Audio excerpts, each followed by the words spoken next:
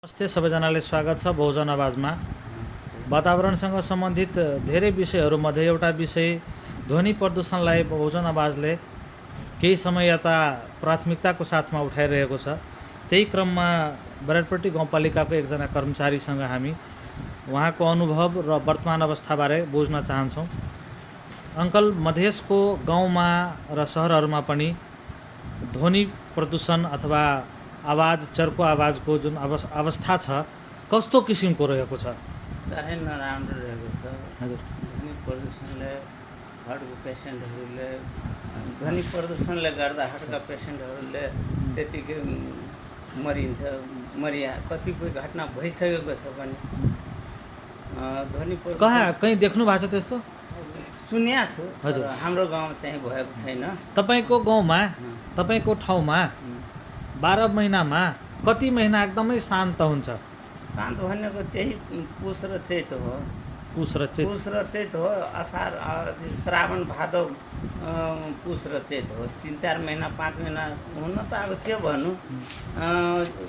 छठियारमा पनि डिजे बजाउँछ, बर्थडेमा पनि बजाइरहेछ। तर त्यो चाहिँ नबजाउनु पर्ने। डिजे साउन्ड प्रदूषण भनेको नराम्रो चिज हो भनेर अब त्यही पनि बजाइरहेछ। कस्तो किसिमले बज्छ?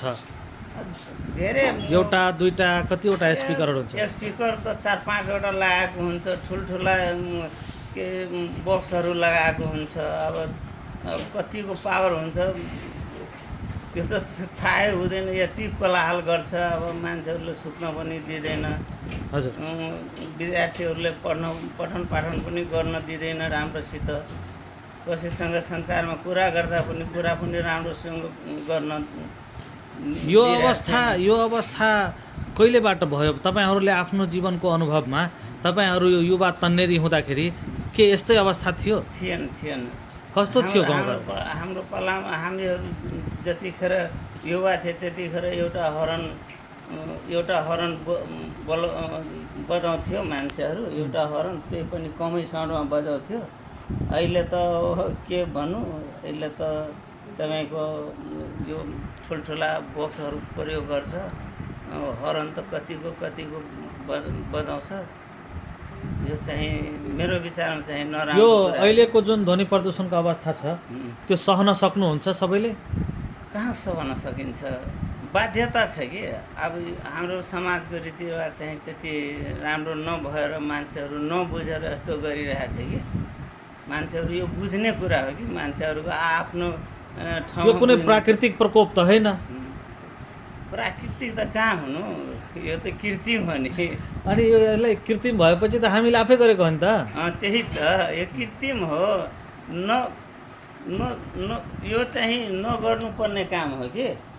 त्यही पनि मान्छेहरू गरिरहेछ। यो चेतनाको कमीले बुझ्नु न। चेतनाको कमीले यस्तो भइरहेछ कि। चेतना भइदिएको भए, चेतना भएको भए यस्तो गर्ने थिएन। तपाईँको आफ्नो निजी अनुभव सुनाउनुहोस् त। ध्वनि प्रदूषणले गर्दा सुत्न, बस्न, पढ्न कस्तो समस्या भयो? सुत्न पनि समस्या हुन्छ, बच्चाहरूलाई पढ्न पनि समस्या हुन्छ। त्यहीको ससाना बच्चाहरूलाई स्वास्थ्यमा पनि असर पारिरहेछ। हार्टको पेसेन्टहरूले समस्या भइरहेछ यो ध्वनिले गर्दा।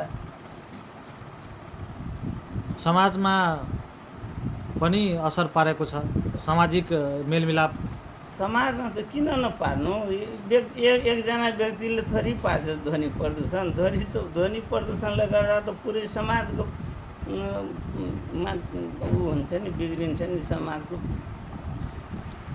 यसलाई कसरी नियन्त्रण गर्ने? केही उपाय भन्नुहोस्। त्यही जनचेतनामूलक काम गर्नु। जनप्रतिनिधिहरूले भेला जम्मा गराएर कुनै 2-4 घन्टाको प्रेजेन्टेसन राखेर यसो जनचेतनामूलक कार्य गरेर अनि मात्रै हुन्छ। जबसम्म मान्छेमा चेतना हुँदैन तबसम्म थोरै हुन्छ। यो जुन हाम्रो संस्थाले जुन यो अभियान चलाएको छ, ध्वनि प्रदूषण न्यूनीकरण गर्ने अभियान, त्यो अभियानलाई हजुरले कुन दृष्टिले हेर्दै हुनुहुन्छ? यो त मलाई एकदम राम्रो लागिरहेछ कि। मेरो विचारमा एकदम राम्रो कुरा हो। यो चलाउनु पनि पर्ने जरुरी छ। तपाईँको साथ सहयोग रहन्छ। रहन्छ एकदम धन्यवाद। रहन्छ। धन्यवाद। धन्यवाद।